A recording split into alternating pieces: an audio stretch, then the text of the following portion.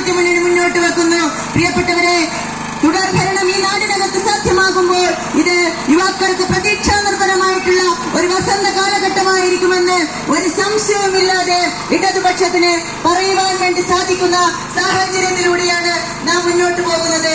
ആർദ്രം പദ്ധതിയിലൂടെ വലിയ രൂപത്തിൽ ഈ നാട്ടിലെ പാവപ്പെട്ടവന് ചികിത്സാ സൗകര്യം ഒരുക്കുന്നതിന് വേണ്ടിയിട്ട് ഇടപെട്ടിട്ടുള്ള ഒരു ഗവൺമെന്റായിട്ട് കേരളത്തിലെ ഇടതുപക്ഷത്തിന്റെ ഗവൺമെന്റ് മാറിയിരിക്കുന്നു. നമ്മുടെ പ്രാഥമിക ആരോഗ്യ കേന്ദ്രങ്ങളെ കുടുംബാരോഗ്യ കേന്ദ്രങ്ങളാക്കി മാറ്റുന്നതിന് വേണ്ടിയിട്ട് ഗവൺമെന്റ് വലിയ രൂപത്തിൽ ഇടപെട്ടിരിക്കുന്നു. കേരളത്തിലെ 450ഓളം വരുന്ന പ്രാഥമിക ആരോഗ്യ കേന്ദ്രങ്ങളാണ് കുടുംബാരോഗ്യ കേന്ദ്രങ്ങളാക്കി മാറ്റിയിട്ടുള്ളത്. കുടുംബാരോഗ്യ കേന്ദ്രങ്ങൾ എന്ന് വെച്ചാൽ കേവലമായിട്ടുള്ള ഒരു പേരുമാറ്റം മാത്രമല്ല.